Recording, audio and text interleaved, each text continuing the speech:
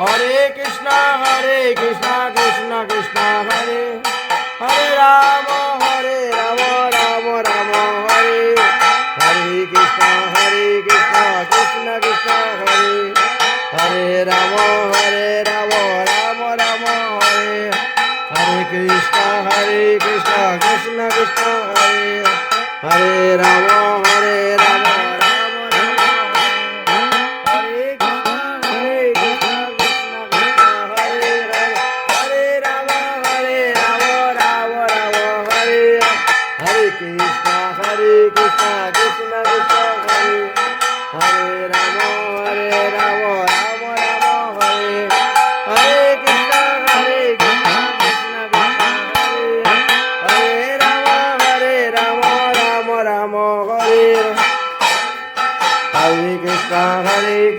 Krishna Krishna Hare Hare Rama Rama Rama Hare Krishna Krishna Krishna Hare Rama Rama Rama Hare Krishna Krishna Krishna Hare Hare Rama Rama Rama Hare Hare Krishna Krishna Krishna Hare Hare Rama Rama Rama Hare Hare Krishna Krishna Krishna Hare Hare Rama Rama Rama Hare Krishna Krishna Krishna Hare Rama Rama Hare Ajanu lambita bhujau Kanakabadatu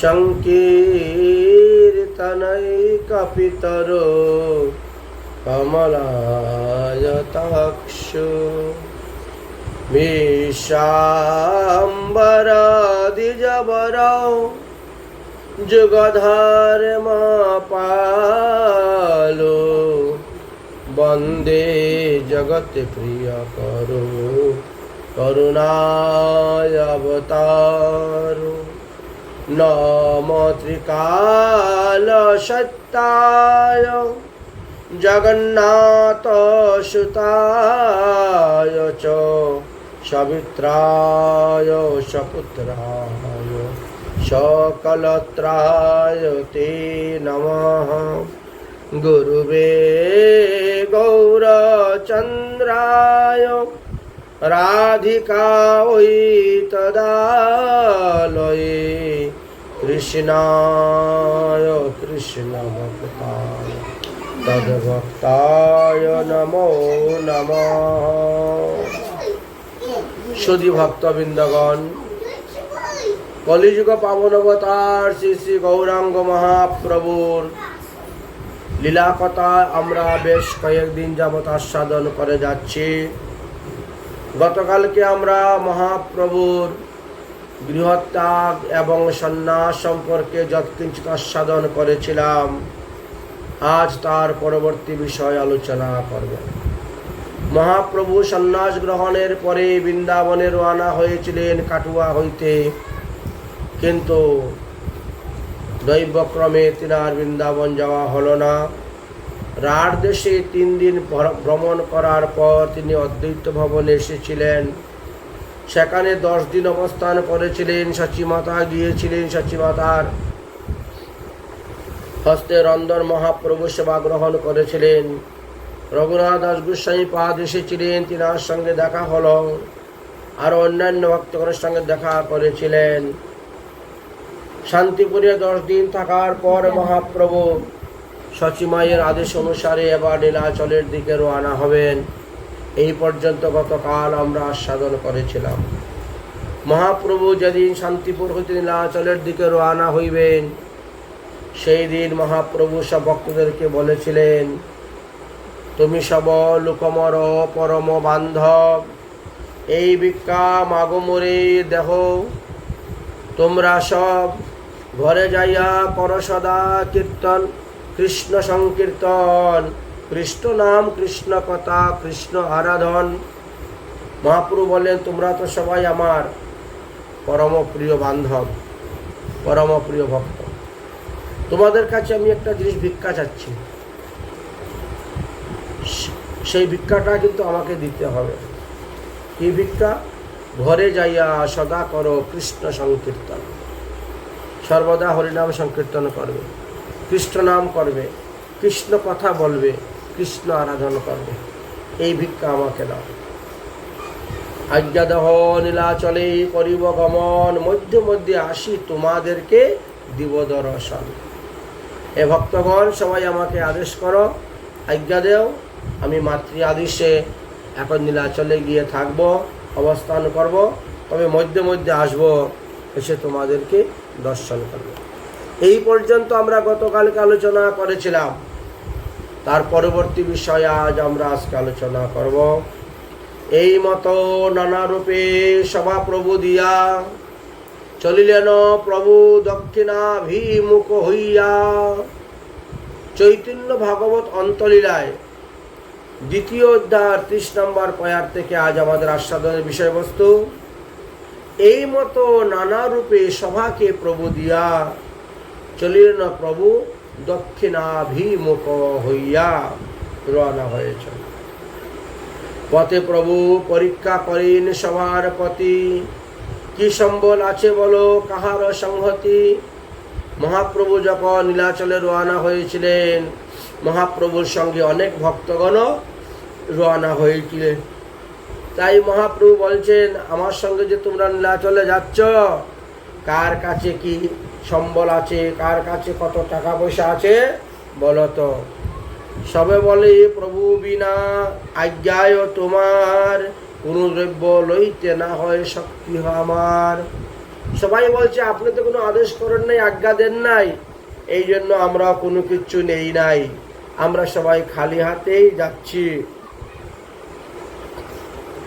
খালি হাতেই যাচ্ছি, আমাদের কাছে একটা টাকাও নেই, পয়সাও নেই, কিচ্ছু নেই।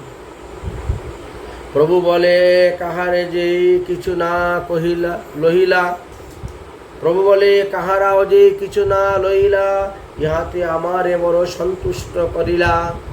যদি তোমরা তোমাদের সঙ্গে সোনা দানা হীরা মণি মুক্তা টাকা পয়সা দ্রব্য নিয়ে আসতে, তাহলে আমি তোমাদেরকে সঙ্গে নিতাম না।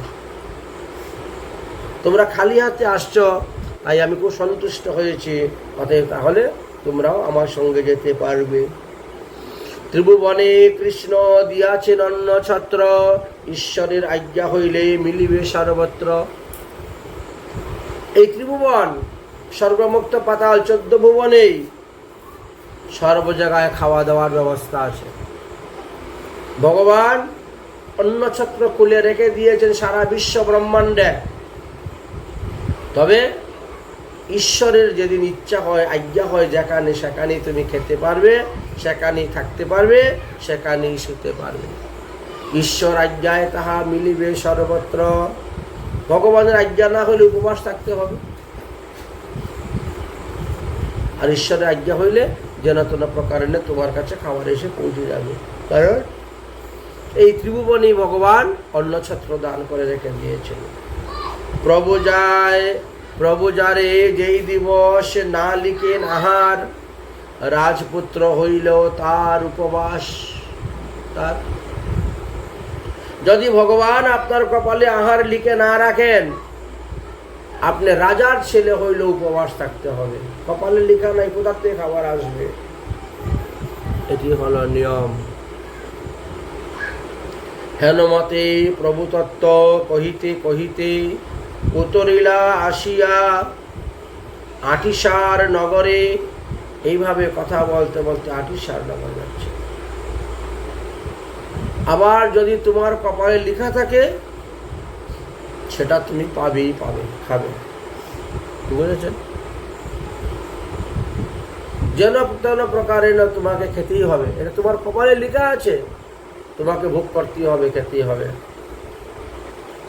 একদিন একটা লোক বলছে, আচ্ছা আমার কপালে লেখা থাকলে আমাকে ভোগ করতে হবে, খেতেই হবে, তাহলে দেখি তো আমি কালকে কিছু খাবো না। ঘরে এত অন্ন ব্যঞ্জন থাকতেও ও কিচ্ছু খাবে না। এখন মা এসে অনুরোধ করে, বাবা এসে অনুরোধ করে, ভাই এসে, বোন এসে, সবাই মানে অনুরোধ করতে করতে বিরক্ত লেগে গেছে। ওর কথা আমি খাবো না। কপাল পরীক্ষা করা হচ্ছে, খাবো না, দেখি আমার কে খাওয়াইতে পারে। লেখা যে আছে শাস্ত্রে, তোমার কপালে থাকলে তুমি খাবেই খাবে, আর কপালে না থাকলে শত চেষ্টা করলেও খাবার পাবে না, রাজপুত্র হলেও উপবাস থাকতে হবে। তো শুধু আমি তো ঘরে আছি, প্রতিদিনই খাচ্ছি, দেখি কালকে খাবো না, এই সংকল্প নিয়েছিল। তো সবাই বিরক্ত করছে বলে ঘর থেকে চলে গেছে বনে, জঙ্গলে। ওখানে গেলে তো কেউ আর বিরক্ত করতে পারবে না, এই জন্য জঙ্গলে চলে গেছে। জঙ্গলে চলে গেছে, গিয়ে কি করেছে, একটা গাছের উপরে উঠে বসেছে। জঙ্গলে বাঘ, সিংহ, ভালুক ইত্যাদি ভয় আছে, এই জন্য গাছের ডালে উঠে বসেছে। যদি কখনো ঘুম এসে যায়, ঘুমিয়ে যায়, যদি বাঘ সিংহ এসে খেয়ে গেলে আমাকে, এই জন্য খাবো না আমি আজকে কিছু। দেখি এমন সময় কি হয়েছে, কিছু লোক আসছে পিকনিক করার জন্য। লোকেরা জঙ্গলে যায় পিকনিক করতে, ওরা সেইখানে গিয়ে ওই গাছের নিচে আরম্ভ করেছে পিকনিকের রান্না বান্না। বুঝলেন, পিকনিকের রান্না তো বুঝতেই পারছি, ভালো মন্দ খুব পিকনিকের রান্না হয়েছে। রান্না বান্না হওয়ার পরে পিকনিকের লোক যত আছে সবাই বসেছে খাওয়া। ও কিন্তু গাছের উপরে বসে আছে, সব দেখতেছে, তথাপিও আমি খাবো না। যতই সুঘ্রাণ যাক, যতই লোক আসুক না কেন, আমি কিন্তু খাবো না। এবার সে পিকনিকের লোক সবাই একসঙ্গে বসেছে থালা নিয়ে, এবার সবাই খাবে। এমন সময় একটা শব্দ হচ্ছে, মাইকিং আসছে। মাইকিং কি হচ্ছে, ডাকাতের সর্দার আসতেছে, সবাই পালিয়ে যাও, রাস্তা ক্লিয়ার করো। এই কথা শুনে পিকনিকের লোক সব উঠে হুরুম দুরুম করে গাড়িতে উঠে পালালো। যেভাবে রান্নার ডেক, হাঁড়ি, কড়াই সব রয়ে গেলে, কিন্তু শুনছে যে ডাকাত আসতেছে, মাইকিং করে করে যাচ্ছে, রাস্তা ক্লিয়ার। কারণ রাস্তা যাকে পাবে তাকে লুটপাট করবে, না হলে মারবে, কি করবে ঠিক নেই ডাকাতে। তারা প্রাণ ভয়ে পালিয়েছে। ডাকাত সদল বলে এই রাস্তা দিয়ে আসছে, এসে বলে আরে ডেক, কড়াই, কত কিছু দেখো, আর কি সুন্দর রান্না করে করে রাখা আছে। এই জঙ্গলে কি আসলো পিকনিক করতে, কেউ আর রান্না করলো, আর কেনই বা তোরা খেলো না? তাহলে মনে হয় এর মধ্যে বিষ দিয়ে গেছে, বিষ মাখিয়ে, এই খাবারের মধ্যে বিষ মাখিয়ে রেখে দিয়ে গেছে, যে এটা যে এসে খাবে সে মারা যাবে। ডাকাত বলছে চতুর্দিকে ঘুরে বেড়াও, দেখো কে কে এই কাজটা করেছে। কারণ এই খাবারটা পশু খাইলে পশু মারা যাবে, মানুষ খাইলে মানুষ মারা যাবে। আমাদেরকে মারার জন্য হয়তো চক্রান্ত করেছে, ভালো ভালো দ্রব্য রান্না করে রেখে বিষ মাখিয়ে রেখে দিয়েছে, মনে করছে আমরা আসবো, এসে এখানে দেখবো, তারপর আমরা খাবো, মরবো। এই কাজটা কে করলো, ধরো, ব্যবস্থা করো। এবার চতুর্দিকে শুরু হলো খোঁজাখুঁজি। চতুর্দিকে খুঁজতে শুরু করেছেন, বুঝলেন। খুঁজতে খুঁজতে দেখেন গাছের ডাল বসে আছে, এই নাম গাছের ডাল থেকে। এবার তাকে জোর করে ধরে টেনে হিচড়ে নামিয়ে ডাকাইতে একেবারে মুখের মধ্যে ঠুসে ঠুসে খাওয়াতে শুরু করলো। বেটা তুমি বিষ মাখিয়ে রেখেছ, আমরা খেয়ে মরো, তুই আগে খেয়ে মর বলে তার মুখের মধ্যে ঠুসে ঠুসে সব খাওয়াতে শুরু করেছে। বুঝলেন তো? এখন কি করলো, খাওয়া দাওয়া দিয়ে ও তো পিটাইয়া ডাকাই ছেড়ে দিল, চলে আসলো। এতে প্রমাণিত হলো কি, তোমার কপালে যদি লেখা থাকে যেন তেন প্রকারেণ তোমার কাছে এসে উপস্থিত হবে, তোমাকে খেতেই হবে।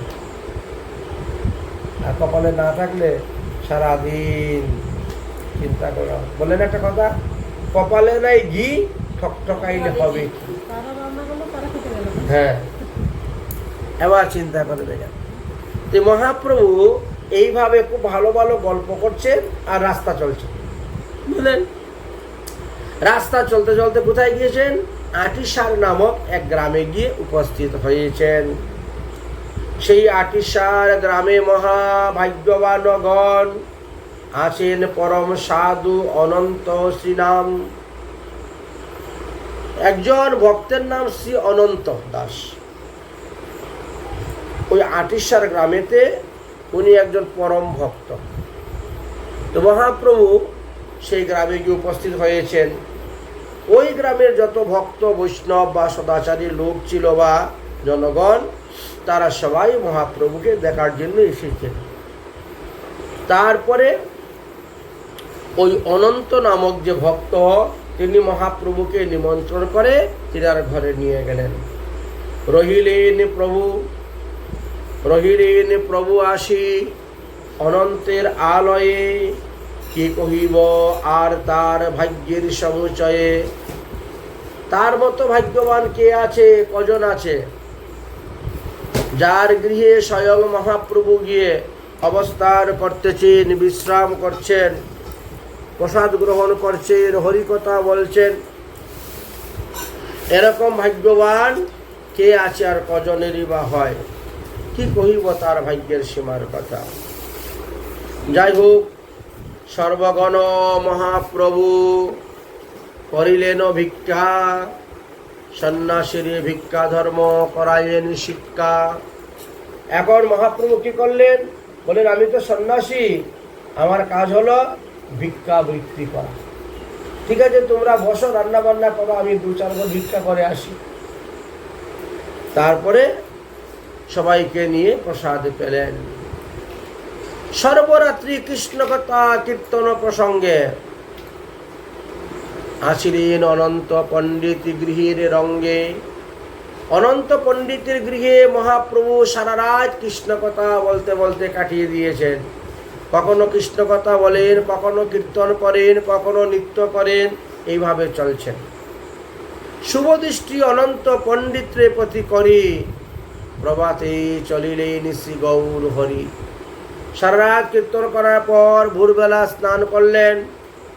স্নানান্নি করে বললেন, এবার আমরা রওনা হলাম আবার নীলাচলের পথে দিকে। এই মতো প্রভু জাহ্নবীর কুলে কুলে আইলেন ছত্রভোগ মহাকৌতূহলে। এবার মহাপ্রভু রাস্তা চলতে চলতে ছত্রভোগ নামক স্থানেতে গিয়ে উপস্থিত হয়েছেন। সেই ছত্রভোগ স্থানেতে একটা শিবলিঙ্গ আছে, এটা জলের নিচে থাকেন। বৎসরে একবার মাত্র জল নিচ থেকে তোলা হয়, মানে জলটাকে শুকিয়ে দেওয়া হয়, ফেলে দেওয়া হয়, দিয়ে তারপরে তার সেবা পূজা করা হয়, তারপরে আবার জল পূর্ণ করে রেখে দেওয়া হয়। জলময় শিবলিঙ্গ আছেন সেই স্থানে, অম্বুলিঙ্গ ঘাট বলি সর্বলোকে জানে। সেখানে নাম হলো অম্বুলিঙ্গ। অম্বু শব্দের অর্থ জল বোঝায়, তো জলের নিচে থাকে। আনন্দ আবেশে প্রভু সর্বভক্তগণ লইয়া সেই ঘাটে স্নান করিলেন মহাসুখী হইয়া। ওই শিবলিঙ্গ যেখানে আছে তার পাশে ঘাট আছে, গঙ্গার ঘাট। সেই গঙ্গার ঘাটে স্নান করলেন, ওখানে নিত্য কীর্তনাদি করলেন। নিত্য গীত কীর্তন করিতে করিতে প্রভু বসিলেন। সেই সময়ে উড়িষ্যার রাজা আর বাংলার বাদশাহ, তারা রাজ্যের সীমানা নিয়ে খুব দ্বন্দ্ব চলছিল, যুদ্ধ চলছিল ওই সময়। অর্থাৎ এই যে পশ্চিমবঙ্গের সীমানা শেষ, উড়িষ্যার সীমানা আরম্ভ, এই যে তখন তো এক একটা জায়গা নিয়ে এক একজন রাজা, এক একটা জায়গা নিয়ে এক একজন রাজা। 500 বছর আগের কথা বলা হচ্ছে।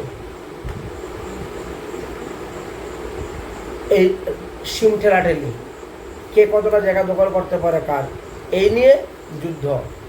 আমাদের যেমন বর্তমানে কাশ্মীর, পাকিস্তান সবসময় লেগেই আছে, কাশ্মীরটা এরা নিয়ে যাবে বলে।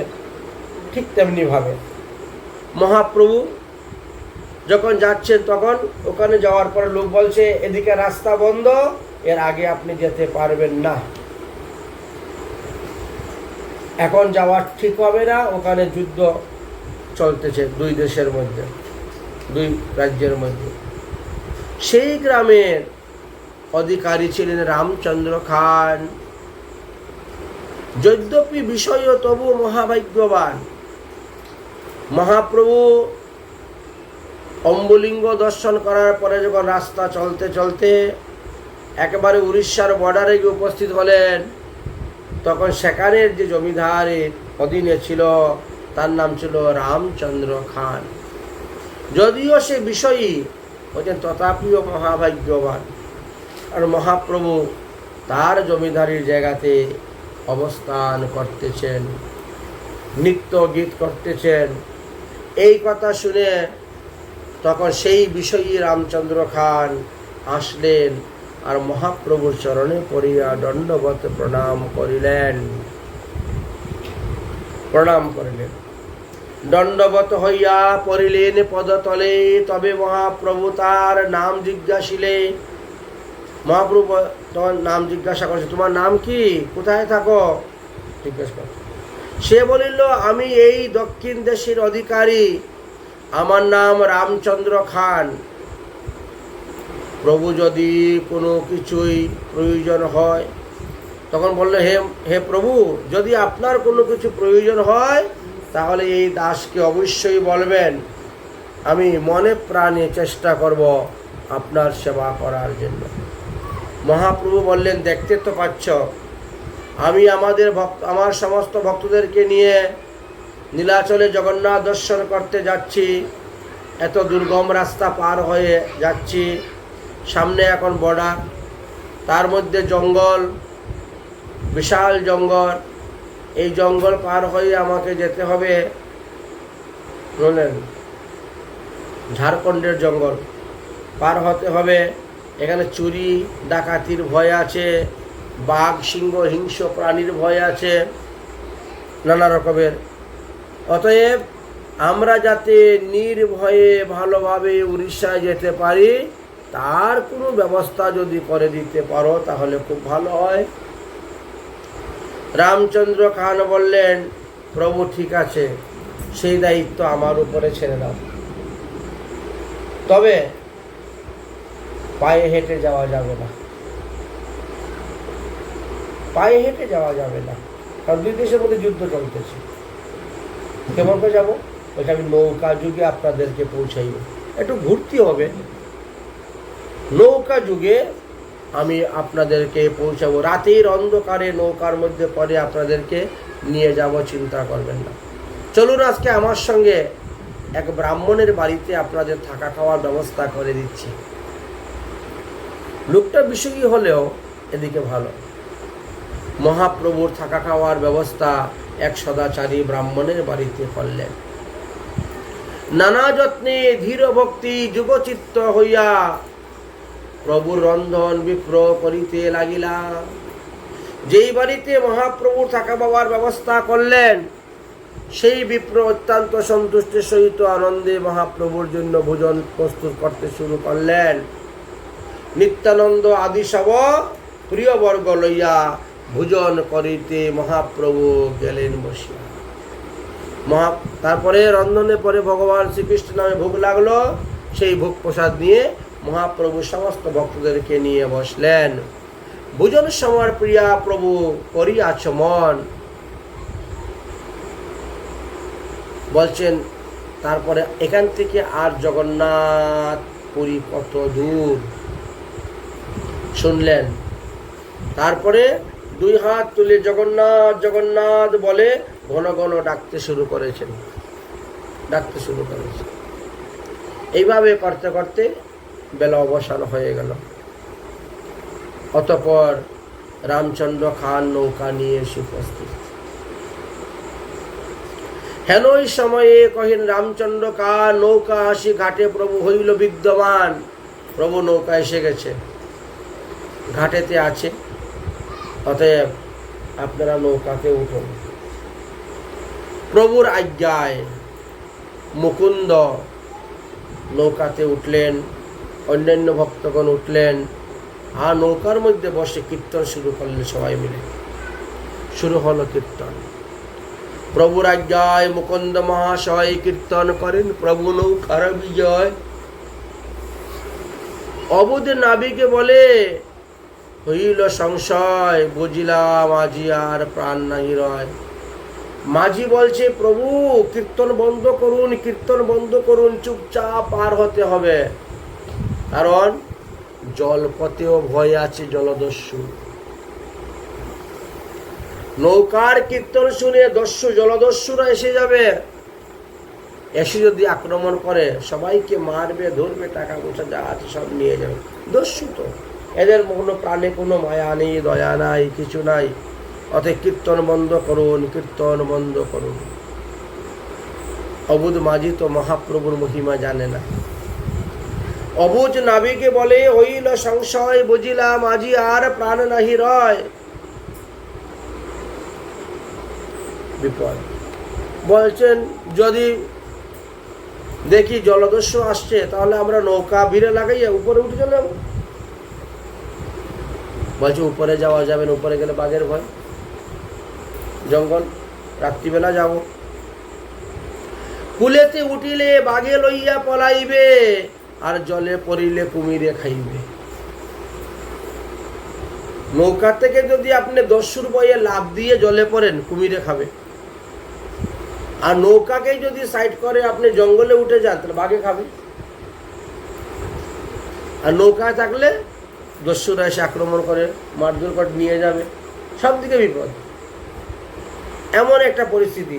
তাই কীর্তন বন্ধ করে চুপচাপ চাকর নির্জলে আমরা এই স্থানটা পার হতে হবে।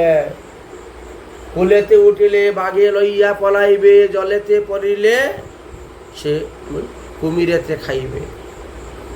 নিরন্তর পানিতে ডাকাইতে ফিরে, পাইলেই ধন প্রাণ দুই নাশ করে।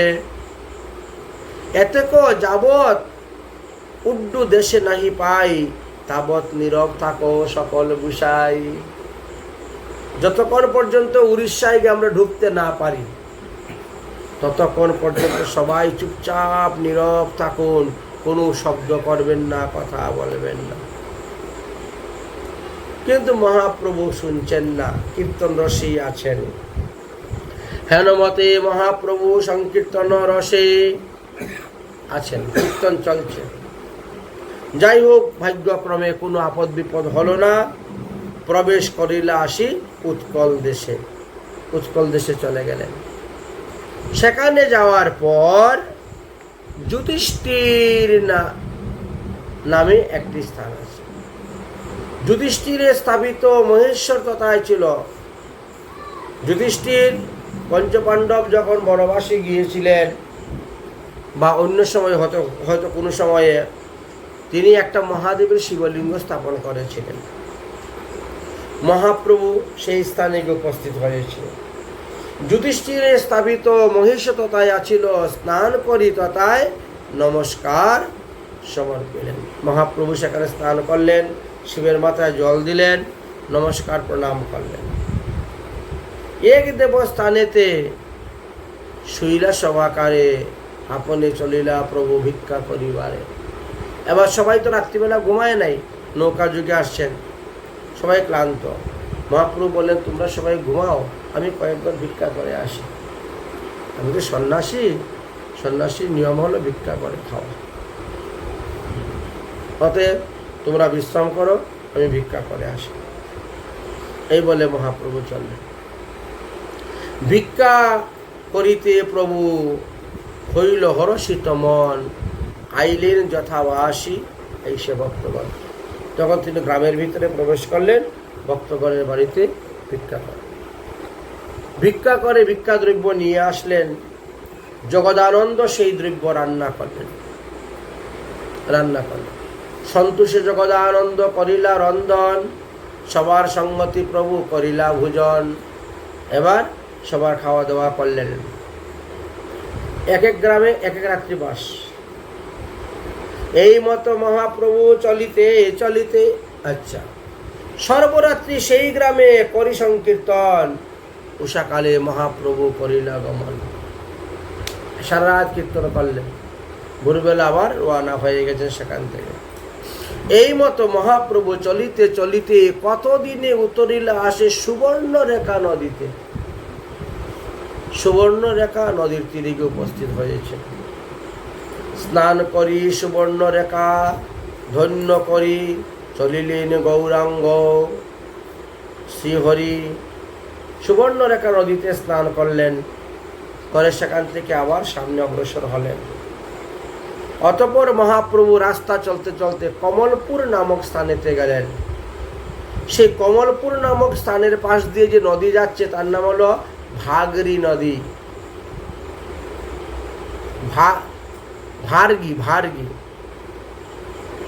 ভার্গী নদীর তীরেতে আসিয়া হইলেন উপস্থিত।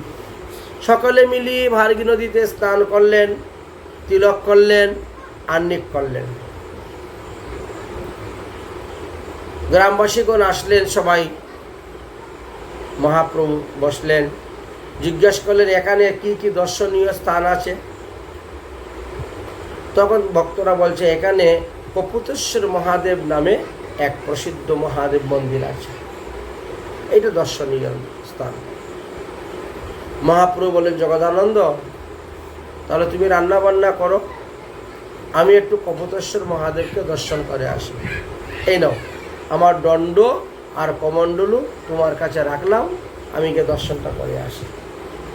এই বলে জগদানন্দের কাছে মহাপ্রভু দণ্ড কমণ্ডলু দিলেন, আর দিয়ে কয়েকজন ভক্তকে সঙ্গে করে নিয়ে কপুতেশ্বর মন্দিরে গিয়ে উপস্থিত হলেন দর্শন করার জন্য। সেই সময়ে নিত্যানন্দ প্রভু যান নাই কপুতেশ্বর মন্দির দর্শন করার জন্য, তিনি ওখানেই আছেন, রান্না বান্নার কাজে সাহায্য সহযোগিতা করছেন। জগদানন্দ রান্না করতেছেন। জগদানন্দকে হঠাৎ নিত্যানন্দ প্রভু বলছেন, জগদানন্দ, মহাপ্রভু কপুতেশ্বর যাওয়ার সময় তোমার কাছে দণ্ড কমণ্ডলু দিয়েছেন? হ্যাঁ। ওটা আমাকে দিয়ে দাও, দণ্ড কমণ্ডলুটা আমাকে দিয়ে দাও। দিয়ে দিয়েছে জগদানন্দ নিত্যানন্দ প্রভুর কাছে দণ্ড কমণ্ডলু। মহাপ্রভু দণ্ড কমণ্ডলু নিয়ে নিত্যানন্দ প্রভু সেখান থেকে বেরোলেন, বেরিয়ে ভার্গ নদীর তীরে গিয়ে বসলেন। বসতে তিনি ভাবাবেশ হয়ে গেল। ভাবের আবেশে তিনি দণ্ডের সঙ্গে কথা বলতে শুরু করেছেন। ওরে দণ্ড, আমি যারে বহি সর্বক্ষণ, সে তোমারে বহিবে এত যুক্তি নন। দণ্ডের কথা বলছেন, আমি মহাপ্রভুকে সর্বদা বহন করে নেই। এ তো বলরাম অবতার নিয়েছি, লক্ষণ অবতারে নিয়েছি, শেষনাগ অবতারেও নিয়েছি, অনন্তনাগ অবতারেও নিয়েছি, আমার মধ্যে তো সব কিছু। তো আমি যাকে সর্বদা বহন করি সে তোমাকে বহন করে নিয়ে যাবে, এটা ঠিক হচ্ছে না। আমি যাকে সর্বত্র করি বহন, সে তোমারে বহন করিবে এত যুক্তি নন। এত বলি নিত্যানন্দ আবেশে দণ্ড ভেঙে দিলেন। মহাপ্রভু দণ্ড ভেঙে 3 টুকরা করেছিলেন, করে সেই ভার্গী নদীর জলের স্রোতে ভাসিয়ে দিয়েছেন। যা, এদিকে জগদানন্দ রান্না শেষ হয়ে গেছে। এবার দেখে নিত্যানন্দ প্রভু নদীর তীরে বসে আছেন। গিয়ে বলবেন যে যান ভুক লাগান। এসে দেখেন দণ্ড ভাঙ্গা। এ কি মহাপ্রভু, দণ্ড আপনি ভেঙে দিয়েছেন? কিচ্ছু বলিস না, কাউকে কিচ্ছু বলতে হবে না বলে দণ্ড নদীতে ফেলে দিয়েছেন। নদীর জলের স্রোতে ভেসে চলে গেল। জগদানন্দ বড় চিন্তার মধ্যে পড়ে গেলেন। যদি মহাপ্রভু তার কাছে দণ্ড চান, কি জবাব দিবেন? দণ্ড যার কাছে দিয়েছে তার কাছে চাইব তো আমি? জগদানন্দের কাছে দিয়েছেন দণ্ড, বড় চিন্তার মধ্যে পড়েছে। যাই হোক, এইদিকে মহাপ্রভু সেই কপোতেশ্বর মহাদেব দর্শন করে ওখানে মহাদেবের মহিমা গুণগান কীর্তন করতে করতে নৃত্য করতে করতে ভাবাবিষ্ট হয়ে গেছেন। এমন ভাবাবিষ্ট হয়েছেন তিনারা বাহ্য জ্ঞানী নেই। সেখান থেকে আসলেন ভাবাবিষ্টই, খাওয়া দাওয়া করলেন ভাবাবিষ্টই, তারপরে রাস্তা চলতে শুরু করলেন। রাস্তা চলতে চলতে জলেশ্বর এসে উপস্থিত হলেন। জলেশ্বর মহাদেব দর্শন করলেন। দর্শন করার পরে ওখানে এক ভক্ত ছিলেন শঙ্কর নামে। তিনি এসে নিমন্ত্রণ দিলেন, আপনি আমাদের ঘরে থাকবেন। ঠিক আছে।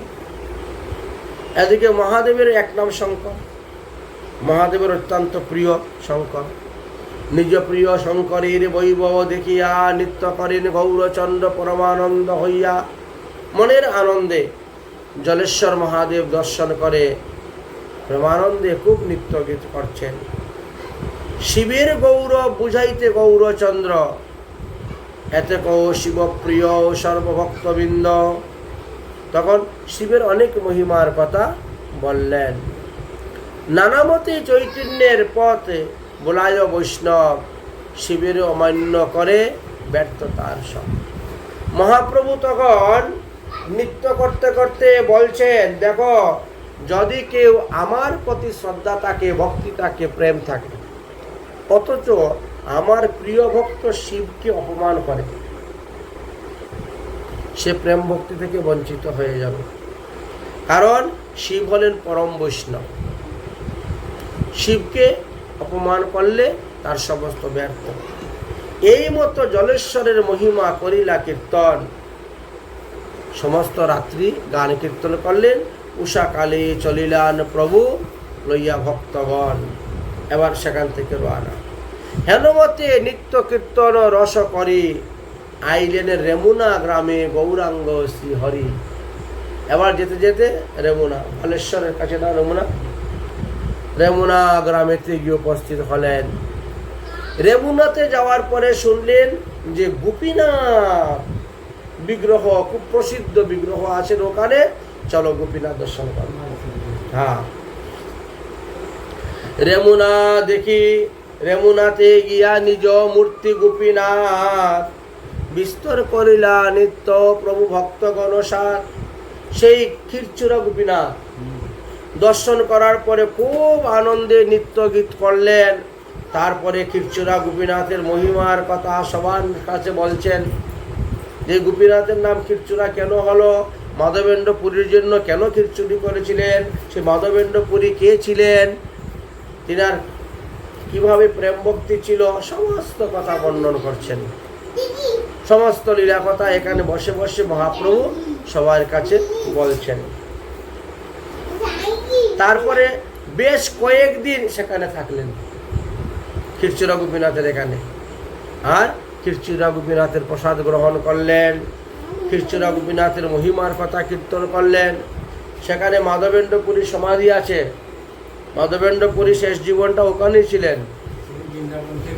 হ্যাঁ, তো সমস্ত ঘটনা সেখানে বললেন, সেটা আর আমরা এখানে আলোচনা করছি না। ওনার জীবনী কথা মাধবেন্দ্র পুরীর। কতদিন মহাপ্রভু শ্রী গৌর সুন্দর তথায় তাকিয়া আইলেন যাজপুর গ্রাম। এবার সেখান থেকে রওনা হলেন হয়ে যাজপুরে গেলেন। যাজপুরে একটা ব্রাহ্মণ নগর আছে, পুরা গ্রামটা সব ব্রাহ্মণ আর ব্রাহ্মণ। সেখানে আদি বরাহদেবের একটা মূর্তি আছে যাজপুরে। হেতায় আদি বরাহদেবের অদ্ভুত প্রকাশ, যাহা দর্শনে হয় সর্ববন্ধ নাশ। তো ভগবান বরাহ ভগবান সেই যাজপুরে প্রকাশ হয়েছিলেন, মূর্তিরূপে অবস্থান করতেছেন। সেটা মহাতীর্থ স্বরূপ। সেই আদি বরাহদেবকে দর্শন করলে মানুষের জন্মবন্ধ জন্মকর্ম নাশ হয়ে যায়, আর পুনরায় পৃথিবীতে এসে জন্মগ্রহণ করতে হয় না। মহাপ্রভু সেই আদি বরাহদেবীর অদ্ভুত মহিমার কথা প্রকাশ করলেন। ভগবান পৃথিবীকে রসাতল থেকে তোলার জন্য যে বরাহ রূপে প্রকট হয়েছিলেন, সেই সমস্ত কথাও সেখানে বর্ণন করলেন। যার দর্শনে হয় সর্ববন্ধন নাশ। মহাতীর্থ বহে যাহা নদী বৈতরণী, যার দর্শনে পাপ মুছে আপনি। সেখানে একটা নদী আছে, এই নদীর নাম বৈতরণী নদী বলা হয় তাকে। যাজপুরে আছে যতেক দেবালয়, এত এত দেবালয় যাজপুরে আছে যে 1,00,000 বৎসর বর্ণন করলেও তা শেষ হবে না। বলছেন 1,00,000 বৎসরেও তিহু নাহি নাম লয়, শেষ করা যাবে না। মানে এত এত দেবালয় সেই সময়ে যাজপুরে ছিলেন। হেনমতে মহানন্দী শ্রী গৌর সুন্দর, চলিতে চলিতে গেলা কটক নগর। এবার কটকে গিয়ে উপস্থিত হয়ে গেছেন মহাপ্রভু। কটকে গিয়ে উপস্থিত হলেন। উড়িষ্যার রাজধানী কটক, ভুবনেশ্বর। আর কটকটা কি এমনি জেলা? আচ্ছা, তাহলে সেই কটকে গিয়ে উপস্থিত হয়েছেন। আইলেন কতদিনে কটক নগর। এবার কটকে যাওয়ার পরে সেখান থেকে মহাপ্রভু রওনা হলেন ভুবনেশ্বর মহাদেবকে দর্শন করার জন্য, লিঙ্গরাজ। তবে প্রভু আইলেন ভুবনেশ্বর লিঙ্গরাজ দর্শন করার জন্য। দর্শন করে বললেন যে এই যে লিঙ্গরাজ, এটাই হলো কাশীর বিশ্বনাথ। মহাপ্রভু বলছেন, বুঝেছেন? এই লিঙ্গরাজই হলেন কাশীর বিশ্বনাথ। অতএব এই ভুবনেশ্বরটা হলো গুপ্ত কাশী। নবদ্বীপটা যেমন গুপ্ত বৃন্দাবন, ঠিক তেমনি ভাবে ভুবনেশ্বর হলো গুপ্ত কাশী। ভগবান শ্রীকৃষ্ণকে মারার জন্য কাশী রাজার পুত্র সুদক্ষিণ যখন যজ্ঞ করেছিলেন বেবিচারী, সেই যজ্ঞ থেকে যে কৃত্যা অনল উৎপন্ন হয়েছিল, ওই অনলই কাশীকে দগ্ধ করে দিয়েছিল। কাশীর সমস্ত সবাইকে মেরে দিয়েছিল। তখন মহাদেব কাশীধাম ত্যাগ করে ভুবনেশ্বরে চলে যান। এই ভুবনেশ্বরে আগের নাম ছিল একাম্বর বন। হ্যাঁ, আগের নাম ছিল, পরে হয়েছে ভুবনেশ্বর। আর সেখানে যে মহাদেব নাম লিঙ্গরাজ। বলছেন ওই লিঙ্গরাজ মন্দিরের পাশে ভুবনেশ্বরে একটা সরোবর আছে, তার নাম বিন্দু সরোবর। গিয়েছ? স্নান করেছ? ভুবনেশ্বর লিঙ্গরাজ থেকে একটু দূরেই তো। যাবেন এবার গেলে পরে। এই যে এখানে লিখেছেন, তবে প্রভু আইলেন ভুবনেশ্বর গুপ্ত কাশী তথায় শিব শঙ্কর অবস্থান করতেছেন। সর্বতীর্থের জল বিন্দু বিন্দু আনি, বিন্দু সরোবর মহাদেব সৃজিলা আপনি। এই সরোবর মহাদেব সৃষ্টি করেছেন। সারা বিশ্ব ব্রহ্মাণ্ডে যত তীর্থ আছে, সমস্ত তীর্থের জল বিন্দু বিন্দু এনে এনে এইখানে রেখেছিলেন। এই জন্য তার নাম বিন্দু সরোবর। যদি সেই বিন্দু সরোবরে আপনি স্নান করেন, 60,000 কোটি তীর্থের জলে স্নান করা হবে আপনার। এত মাহাত্ম্য বিন্দু সরোবরের। ওখানে গয়াঘাট আছে, ওখানে শ্রাদ্ধ হয়, পিণ্ডিদান হয়, তর্পণ হয়, সবকিছু হয়। এত মহিমা এই বিন্দু সরোবরের। মহাপ্রভু নিজে ভক্তদেরকে বলছেন, সর্বতীর্থের জল তথায় বিন্দু বিন্দু আনি, বিন্দু সরোবর শিব সৃজিলা আপনি। শিবপ্রিয় সরোবর জানি শ্রী চৈতন্য, স্নান করিলেন গিয়া লইয়া ভক্তবৃন্দ। মহাপ্রভু স্বয়ং স্নান করেছেন সেই বিন্দু সরোবরে। শিবের অত্যন্ত প্রিয় সরোবর এই বিন্দু সরোবর। তাই মহাপ্রভু স্বয়ং বিন্দু সরোবরে স্নান করলেন, বিন্দু সরোবরকে ধন্য করলেন। তারপরে নিত্য গীত আরম্ভ করলেন সেই লিঙ্গরাজের সম্মুখে। নিত্য গীত আরম্ভ করলেন, খুব আনন্দের সহিত গান বাজনা নৃত্য হলো। সেই রাত্রি রহিলেন প্রভু সমস্ত ভক্তগণকে নিয়ে লিঙ্গরাজ মন্দিরে অবস্থান করলেন। মহাপ্রভু তখন সবাইকে বলছেন, কাশীধাম ত্যাগ করিয়া শিব এবং পার্বতী বর্তমানে এই ভুবনেশ্বরে বাস করিতেছেন। ইহার কারণ হলো, একদা কাশীরাজ তার মিত্র কুন্দ্রকে যুদ্ধে সহায়তা করার জন্য দ্বারকাধীশ শ্রীকৃষ্ণের সঙ্গে যুদ্ধ করেছিলেন। ভগবান শ্রীকৃষ্ণ তখন কুন্দ্রুক সহিত কাশীরাজকে বধ করেছিলেন। তারপরে কাশীরাজের পুত্র সুদক্ষিণ মহাদেবের তপস্যা করেছিলেন কৃষ্ণকে বধ করার জন্য। মহাদেব তার তপস্যায় সন্তুষ্ট হয়ে এসেছিলেন। এসে বলে, সুদক্ষিণ তুমি বলো কি চাও, তুমি যে বর চাইবে তাই দিব। তিনি বলল, আমার পিতাকে যে বধ করেছে তাকে আমি বধ করতে চাই, আমাকে এই বর দিন। মহাদেব বলছেন, তোমার পিতাকে যে বধ করেছে সে যদি ব্রাহ্মণদ্রোহী হয় তাহলে তুমি ব্যভিচার যজ্ঞ করো, যজ্ঞতে কৃত্তানল উঠবে আর কৃত্তানল গিয়ে তাকে বধ করতে পারবে। এই বলে মহাদেব অদর্শন হয়ে গিয়েছিলেন। মহাদেবের গুরু অর্থ বুঝতে পারে নাই কাশী রাজার ছেলে সুদক্ষিণ, তাই তিনি ব্যভিচারী যজ্ঞ করেছিলেন। যজ্ঞ হইতে কৃত্তানল উৎপন্ন হয়েছিল। কৃত্তানল বলছে, হে সুদক্ষিণ, আমাকে কেন সৃষ্টি করলে, বলো আমি কি কাজ করব। সুদক্ষিণ বলছে, যাও গিয়ে সমস্ত দ্বারকা ভস্ম করে খাও।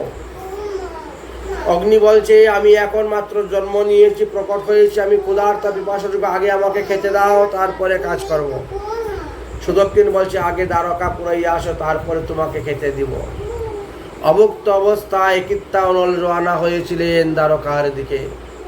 সমস্ত দ্বারকার গ্রাম নগর সব জ্বালিয়ে পুড়িয়ে ভস্ম করে করে খেতে খেতে রওনা হয়েছেন। সংবাদ গিয়ে পৌঁছল দ্বারকাধীশ শ্রীকৃষ্ণের কাছে। ভগবান শ্রীকৃষ্ণ সুদর্শন চক্র ছেড়ে দিলেন।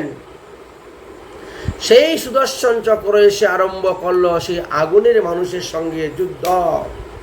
সেই যুদ্ধেতে আগুনের মানুষ কৃত্তানল পরাজিত হয়ে গেল।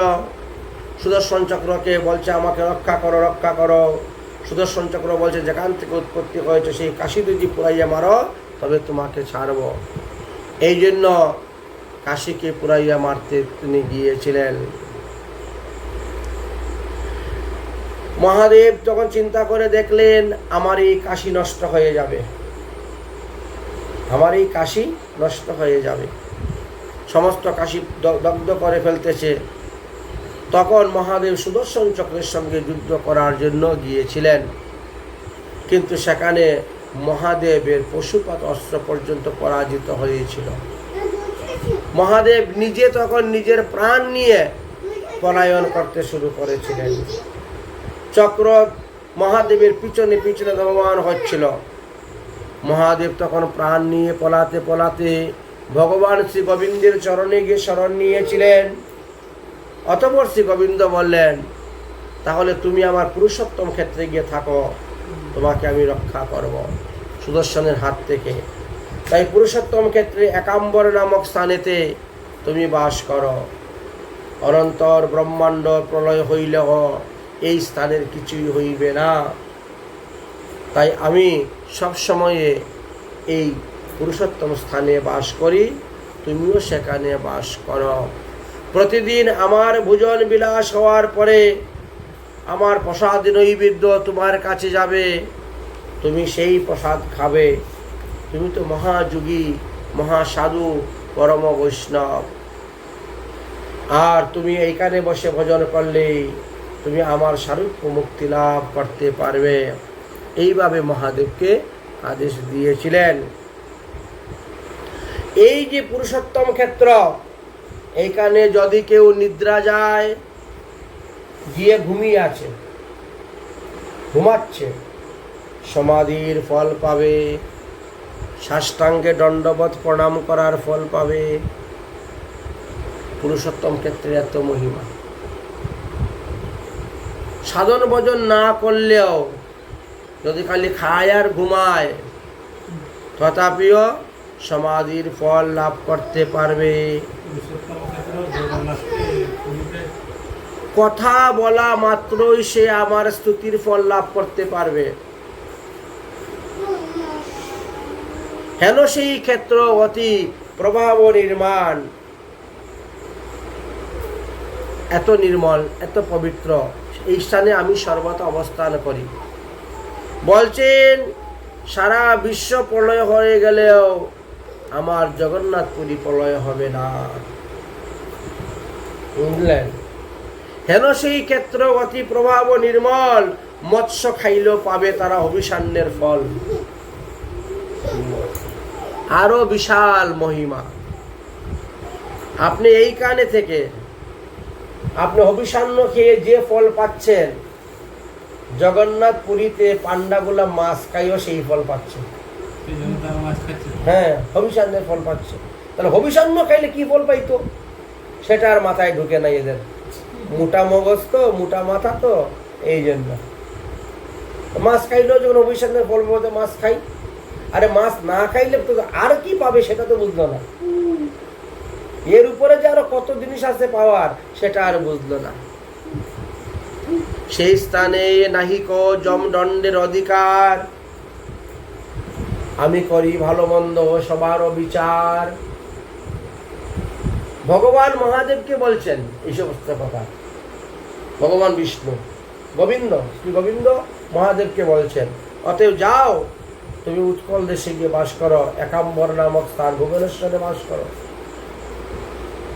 পুরুষোত্তম ক্ষেত্রে এতটাই মহিমা, ওখানে কেউ মারা গেলে যম তাদেরকে নিয়ে যাবে না, যমের কোনো শাস্তি দিতে পারবে না। শাস্তি দেবো আমি, ভালো মন্দ যা কিছু বিচার পাপ পুণ্যের আমি বিচার করব, আমি শাস্তি দেব। হেনমতে শিবী পাইলেন সেই স্থান, যদ্যপি বিখ্যাত ভুবনেশ্বর নাম। সেই থেকে এইখান বিখ্যাত হলো ভুবনেশ্বর, কারণ সমস্ত ভুবনের মধ্যে এই স্থানটা শ্রেষ্ঠ। বুঝলেন? এই জন্য ভুবনেশ্বর নাম দেওয়া হয়েছে। ভুবনেশ্বরে কি হয়? অনন্ত বাসুদেব ভগবানের ভোগ লাগে। ভগবান অনন্ত বাসুদেবের ভোগ লাগে। ভোগ লাগার পরে সেই ভোগ আসে, এসে মহাদেবের নামে ভোগ লাগে।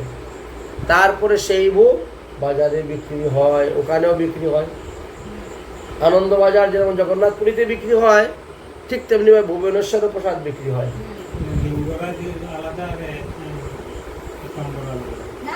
লিঙ্গরাজ মন্দির আলাদা, আর আর হলো অনন্ত বাসুদেব মন্দির আলাদা। ওই ওই বিন্দু সরোবরের তীরেই, ওইদিকে তুমি যাও নাই, অনন্ত বাসুদেব মন্দির দর্শন করবেন গিয়ে।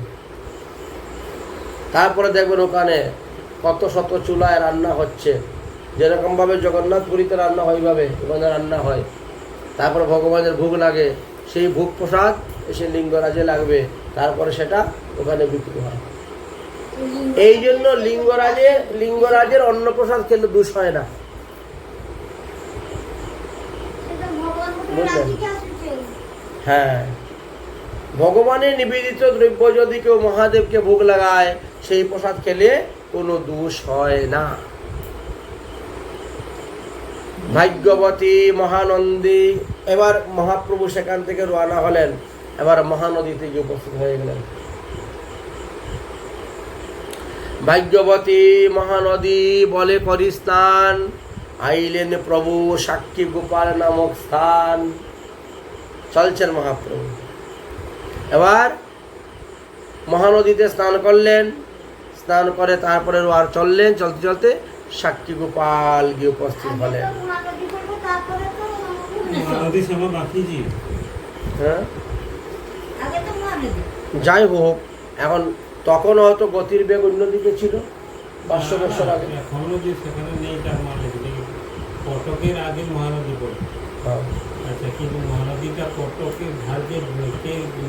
এখন মহাপ্রভু কোন রাস্তায় কোন দিকে গিয়েছেন কে জানে। আবার এও হতে পারে পয়ারের ছন্দ মিলাইতে গিয়ে কথা আগে পিছিয়ে হতে পারে। বলেছেন, কারণ বর্তমান সময়ের ম্যাপ দেখে আগেরটা বিচার করা যাবে না। বুঝলেন? তথা হইতে আচ্ছা সাক্ষী গোপাল গেলেন, গিয়া পর ওখানে বসে মহাপ্রভু সাক্ষী গোপালের সমস্ত মহিমা বললেন। সে ছোট বিপ্র বড় বিপ্রের কাহিনী, ভগবান শ্রীকৃষ্ণ গোপাল কেন বৃন্দাবন থেকে সাক্ষী দেওয়ার জন্য সেখানে গিয়েছিলেন, সমস্ত লীলা কথা সেখানে বসে বর্ণন করলেন, অবস্থান করলেন। দেখি সাক্ষী গোপাল প্রভু লাবণ্য মোহর আনন্দে করেন প্রভু হুঙ্কার গর্জন। সেই দর্শন করলেন। তথা হইতে পুরীর মন্দিরের দিকে রওনা হলেন। নীলচক্র ধ্বজ দর্শন করিয়া প্রভু কৃষ্ণ বিহাতুরা হয়ে নৃত্য করিতে লাগিলেন। আরো কথা আছে। সাক্ষী গোপাল পরে এসেছেন রেল স্টেশনে। সাক্ষী গোপাল রেল স্টেশন যেখানে, আগে এখানে ছিলেন না, আগে অন্য গ্রামে ছিলেন। সাক্ষী গোপাল 3-4 জায়গায় স্থানান্তরিত হয়েছেন। প্রথমে তো ওই বড় বিপ্রের গ্রামে, বড় বিপ্র যেই গ্রামে ছিলেন সেই গ্রামে সাক্ষী গোপাল আসলেন, ওখানে সাক্ষী দিলেন। তারপরে রাজা সন্তুষ্ট হয়ে রাজা নিয়ে গেলেন উনার বাড়িতে। উনার বাড়িতে কিছুদিন সেবা পূজা করলেন। করার পরে সেই বিগ্রহকে নিয়ে গেলেন জগন্নাথ মন্দিরে। জগন্নাথ মন্দিরে রাখলেন। জগন্নাথ তখন বলছেন যে না, এ আমার সব কিছু ভালো ভালো খেয়ে নিচ্ছে, একে স্থানান্তরিত করো। তারপরে সেখান থেকে নিয়ে আবার আরেক জায়গায় রাখলেন। এইভাবে ক্রম অনুসারে তো কয়েকবার স্থানান্তরিত হয়েছেন সাক্ষী গোপাল। যাই হোক, এবার বলছেন মহাপ্রভু সাক্ষী গোপাল দেখলেন, তারপরে রওনা হলেন। কিছু দূর যাওয়ার পরে দূর থেকে দেখা যাচ্ছে জগন্নাথ মন্দিরের চূড়া। পুরী জগন্নাথ মন্দিরে সেই নীল চক্র, সেই ধ্বজ, সেই চূড়ার উপরের পতাকা মহাপ্রভু দর্শন করে আনন্দে বিবল হয়ে নৃত্য করতে ওখান থেকে প্রণাম করছেন। জয় জগন্নাথ। চূড়া দর্শন করে প্রণাম করলে এই বিগ্রহ দর্শনের ফল পাওয়া যায়, মন্দির দর্শনের ফল পাওয়া যায়। এত মাহাত্ম। এই জন্য মন্দিরের চূড়া খুব উঁচু করে মানুষ তৈরি করে, যাতে দূর থেকে সবাই দর্শন করতে পারে। নীলাদ্রি নীলচক্র ধ্বজ পতাকা দর্শন করে মহাপ্রভু আনন্দে নৃত্য কীর্তন করলেন, করে রওনা হলেন। চলিতে চলিতে প্রভু আইলা 18 নালা। এইবার মহাপ্রভু 18 নালাতে উপস্থিত হইলেন। সেখানে যাওয়ার পরে মহাপ্রভু বাহ্যদশা পাইলেন। তাহলে এত রাস্তা আসলেন, কোনো হুঁশ নেই, জ্ঞান নেই ওনার, কখন কি বলছেন, কখন কি করছেন, কোনো কিছু নেই। বাহ্যদশা এসে উপস্থিত হলো।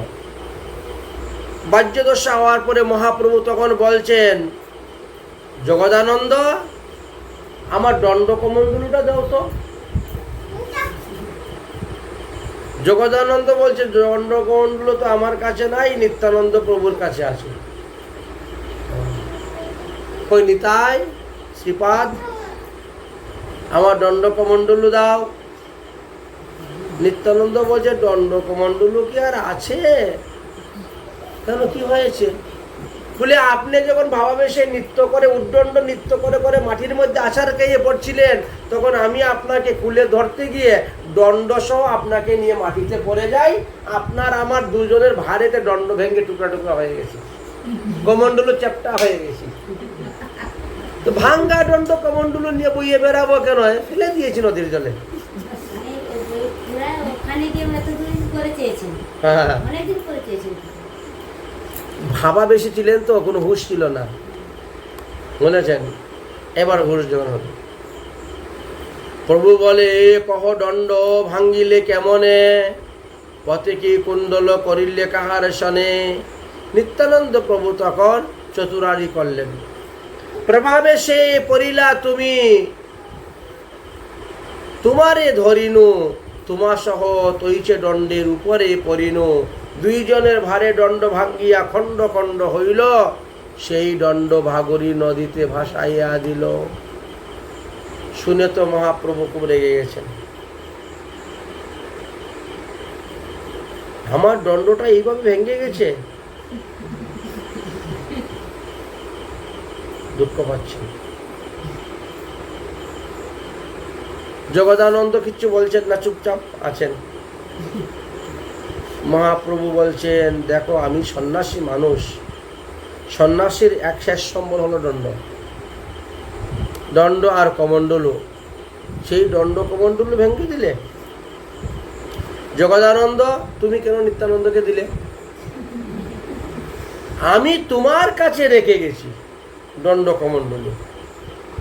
তুমি আমার জিনিস আমাকে না জিজ্ঞেস করে অন্যকে দিবে কেন? আমি তো তোমার কাছে রেখে গেছি, তুমি আমাকে দিবে, তুমি তার কাছে দিলে কেন? সে বলছে এখন উনি চাচ্ছেন আমি না দিই কেমন করে।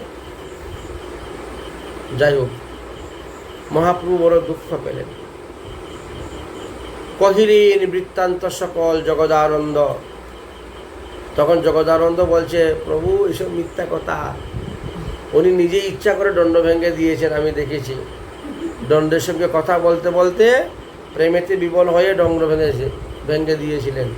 আপনাকে নিয়ে পড়েন নাই, ওরকম হয় নাই। বুঝলেন গৌরাঙ্গ মহাপ্রভু। কে বুঝিতে পারে গৌরচন্দ্রের লীলা, মনে করে এক, মুখে বলে আরেক খেলা। মহাপ্রভু তোমার রেখে গেলেন, রেখে গিয়েছেন। প্রভু বলছেন, কি হে শ্রীপাদ গোসাই, নিত্যানন্দ প্রভুকে। জগদানন্দ যা বলছে তাকে ঠিক না তোমার কথা ঠিক? সোজা কথা। জগদানন্দ যা বলছে সেটা ঠিক না তোমার কথা ঠিক বলো? নিত্যানন্দ মাথা নত হয়ে গেছে। নিতাই বলেন, আরে ভাঙ্গিয়াছি তো বাসকান, না পারলে ক্ষমিতে মোরে করো শাস্তি দান। আরে আমি তো বাঁশের লাঠি তো ভেঙেছি, বাঁশের তো একটা ভেঙেছি, আর একটা বাঁশের লাঠি এনে দিয়ে দিব না হয়? যদি আমার অপরাধ ক্ষমা করতে না পারো তো শাস্তি দাও, তুমি যা শাস্তি দিবে তা আমি মাথা বেঁধে নিব। প্রভু বলেন, সবে দণ্ড মাত্র ছিল সঙ্গ, তাহাও আজি কৃষ্ণের ইচ্ছায় হইল ভঙ্গ। সব কপালের দোষ, সব ভগবত ইচ্ছা, ভগবানের ইচ্ছাই আমার দণ্ডটা ভেঙে গেছে। কি করবেন?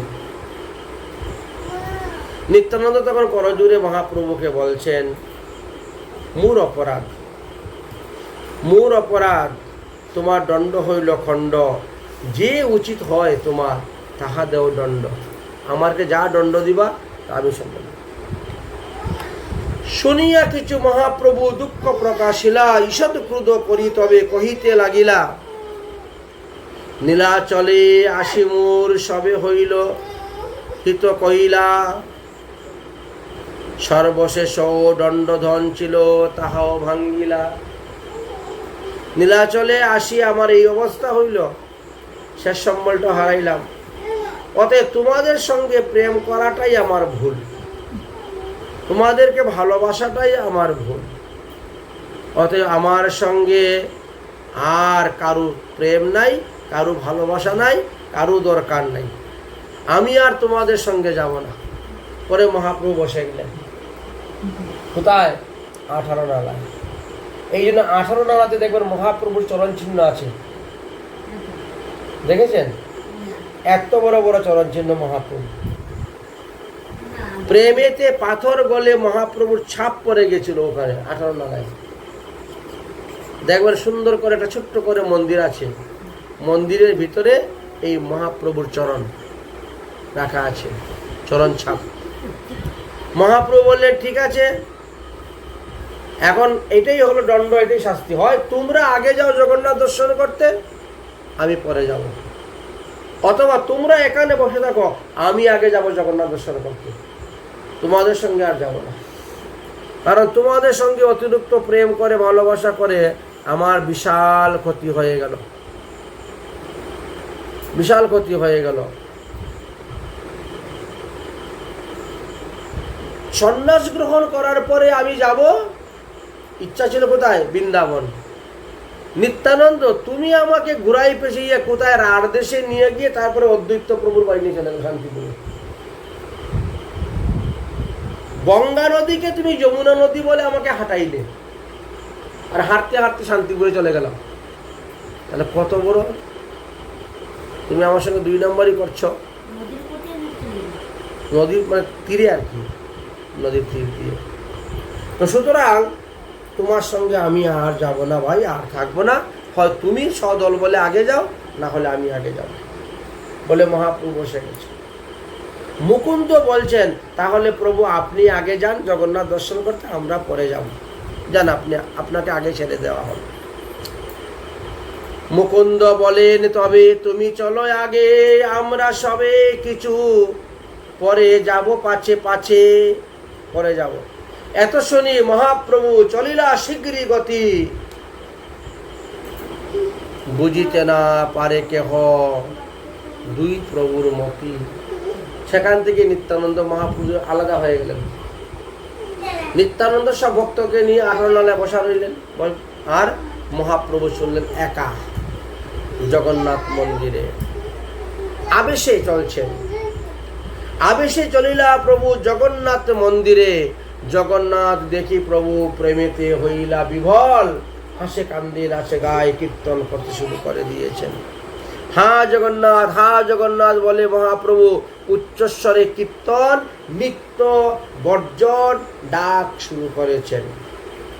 কতক্ষণ নৃত্য করতে করতে মহাপ্রভু একেবারে জগন্নাথ মন্দিরে গিয়ে জগন্নাথকে ধরে আলিঙ্গন করবেন, সেই ভাব এসে গেল। জগন্নাথ আলঙ্গিতে চলিলা ধাইয়া, কিন্তু মন্দিরের ভিতরে ডাকা যাওয়ার আগেই প্রেমাবিষ্ট হয়ে পড়ে গেলেন, আর জগন্নাথকে ধরে আলিঙ্গন করতে পারলেন না। মন্দিরে পড়িলা প্রেমে আবিষ্ট হইয়া এখন হাত পা নাড়ানাড়ি চাপাচাপি করতে শুরু করে দিয়েছেন। অষ্টসাত্ত্বিক ভাব দেহের মধ্যে উদয় হয়েছে, শুরু হয়েছেন।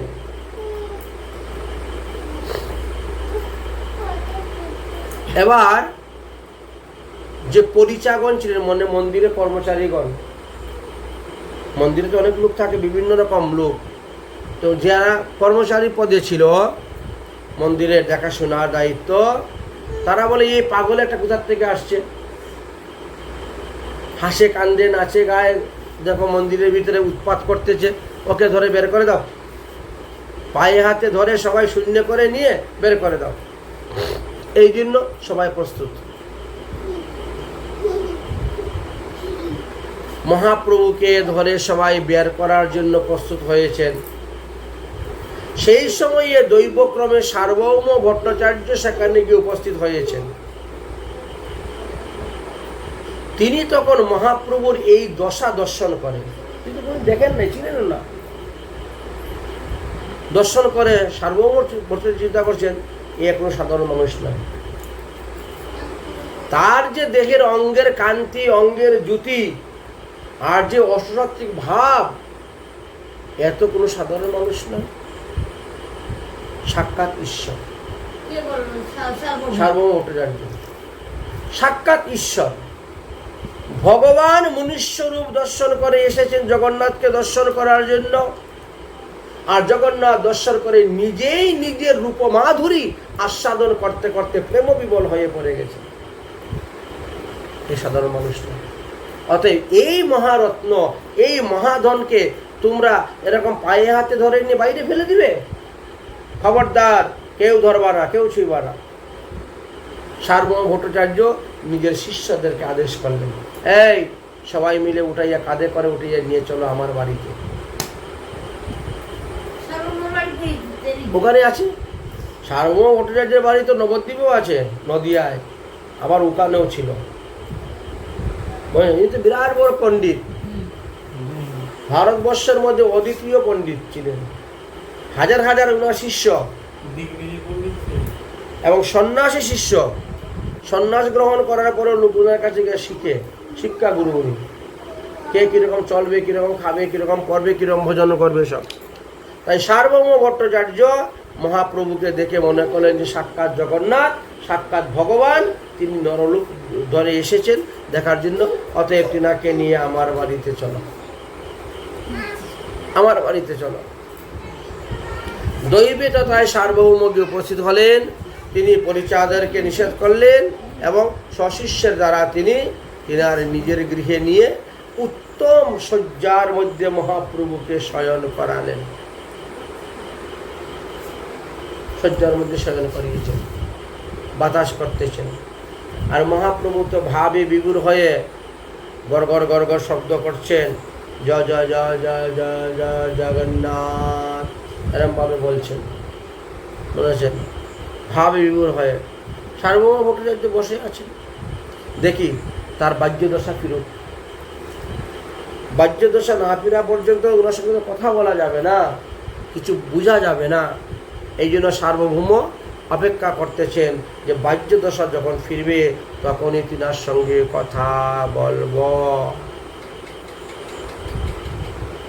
কথা বলব। এদিকে নিত্যানন্দ প্রভু সমস্ত ভক্তগণ নিয়ে বেশ কিছুক্ষণ পরে রওনা হয়েছেন। সিংহদ্বারে এসে উপস্থিত হলেন। আসার পরেই শুনলেন ঘটনা। এক পাগল এসেছিল জগন্নাথ দর্শন করতে, এরম এরম তার চেহারা, নৃত্যগীত করতে করতে অজ্ঞান হয়ে পড়ে গেছে, এই সমস্ত ঘটনা লোকে বলা বলি করতেছে। এখন জিজ্ঞেস করছেন তাহলে সেই পাগলটা এখন আছে কোথায়? বলে সেই পাগল সার্বভৌম ভট্টাচার্যের বাড়িতে আছে। সবাই তো নতুন গিয়েছে, কেউ আর তো জানে। তো সার্বভৌম ভট্টাচার্যের বাড়ি কোথায়? জিজ্ঞাসা করা শুরু হলো। সার্বভৌম ভট্টাচার্যের বাড়ি কোথায়, বাড়ি কোথায় জিজ্ঞাসা করতে করতে একজন দেখাই দিলেন। তখন লোকে কি বললেন যে দেখো ওই যে দেখতে পাচ্ছ একজন, উনার সঙ্গে যাও। ইনি হলেন সার্বভৌম ভট্টাচার্যের ভগ্নিপতি, নাম হলো গোপীনাথ আচার্য। যা উনার সঙ্গে যাও, উনি সার্বভৌম ভট্টাচার্যের বাড়ি দেখাইয়া দিবেন। গোপীনাথ আচার্য তখন সবাইকে নিয়ে সার্বভৌম ভট্টাচার্যের বাড়িতে গিয়ে উপস্থিত হয়েছেন। মহাপ্রভু আস্তে আস্তে আস্তে আস্তে এখন সুস্থ হচ্ছেন, জ্ঞান ফিরে পাচ্ছেন, বুঝলেন? আস্তে আস্তে সুস্থ হচ্ছেন, জ্ঞান ফিরতে পাচ্ছেন। প্রভু দেখি সবার হইল হরষিত মন। সবাই তখন মহাপ্রভুকে দর্শন করে আনন্দ, মহাপ্রভুর প্রিয় ভক্তগণ। এবার সার্বভৌম জিজ্ঞাসা করছেন যে এই যে সন্ন্যাসী, এর পরিচয় কি, আমাকে দাও। এদিকে মহাপ্রভু চেতন পাচ্ছেন।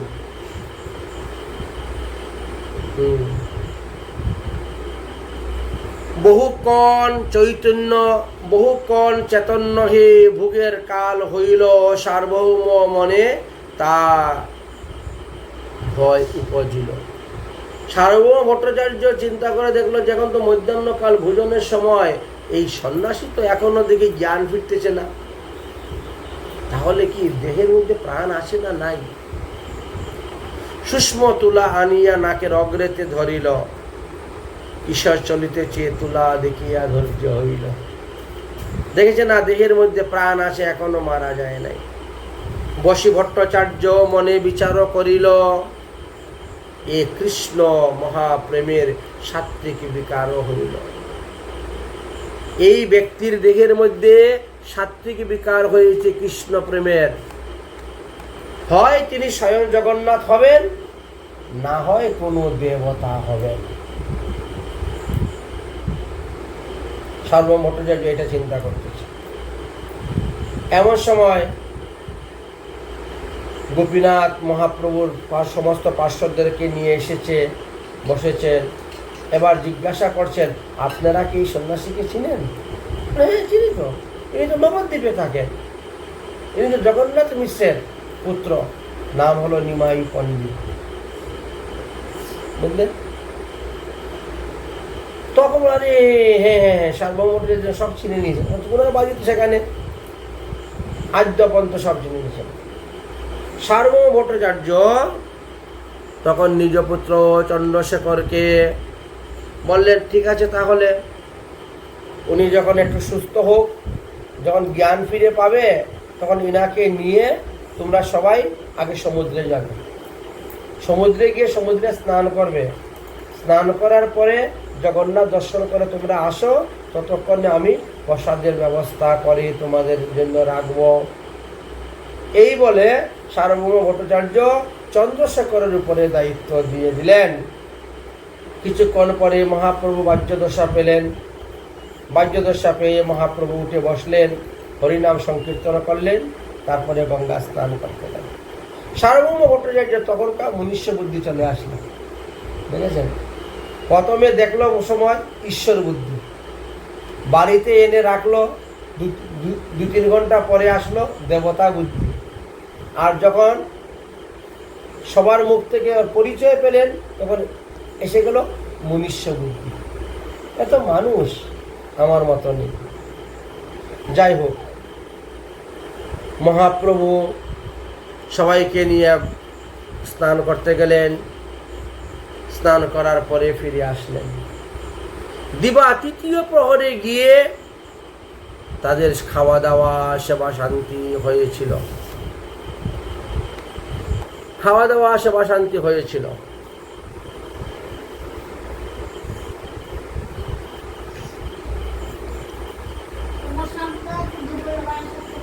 এবার এইখানে সুন্দর একটা দৃষ্টান্ত দিয়েছেন, বুঝেছেন?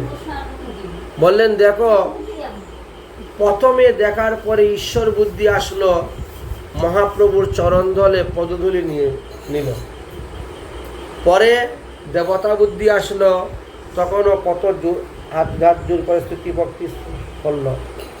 কিন্তু যখন তার মধ্যে মনুষ্য বুদ্ধি এসে গেল,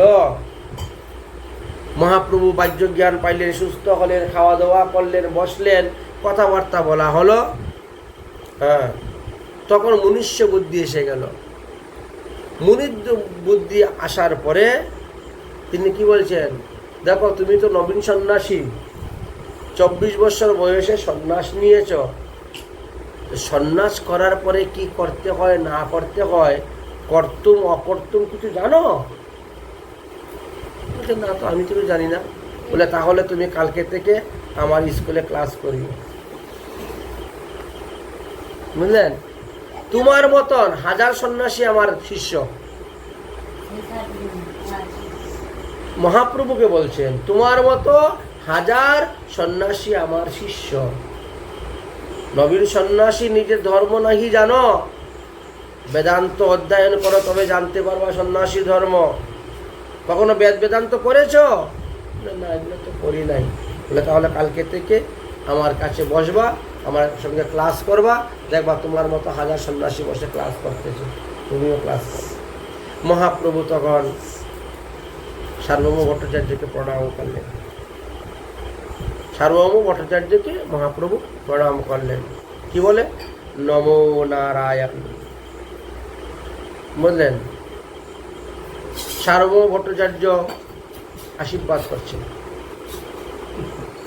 মহাপ্রভু মাথা পেতে নিচ্ছেন, বুঝেছেন? মাথা পেতে, কারণ ভক্তের আশীর্বাদ ভগবান মাথা পেতে নেন। তাহলে দেখেন মানুষের ভাব কখন কিভাবে আসে, ভাবটা পরিবর্তন হয়ে যায়। বাকি লীলা কথা আগামী করলে আস্বাদন করব। সার্বভৌমের অহংকারকে চুরমার করে দিয়েছিলেন মহাপ্রভু, তার গর্বকে চুরমার করে দিয়েছিলেন, এবং সার্বভৌম ভট্টাচার্যকে সরবুজ রূপ ধারণ করে মহাপ্রভু দেখিয়েছিলেন, দেখো আমি কে। জগন্নাথ প্রথম 2 হস্তের তীর ধেনু রাম, 3 যুগের 3টা রাম, তারপরে বাসি কৃষ্ণ, তারপরে মহাপ্রভু দণ্ডকমণ্ডলী। এই 6 ভুজ সরভুজ রূপ দর্শন করে সার্বভৌম ভট্টাচার্য দেখিলেন। সার্বভৌম ভট্টাচার্য তখন ভগবানকে চিনতে পারলেন, জানতে পারলেন, বুঝতে পারলেন। তখন মহাপ্রভুর চরণে আবার পরে ক্ষমা চাইলেন। মহাপ্রভু তখন বলছেন, কৃষ্ণে মতিরস্তু, যাও তুমি কৃষ্ণ ভক্তি লাভ করো, কৃষ্ণ ভক্তি লাভ করো। তো সেই সমস্ত কাহিনীর কথা আগামী করলে আস্বাদন করব। আজকের মতো ভাগবত কথা এখানে বিশ্রাম।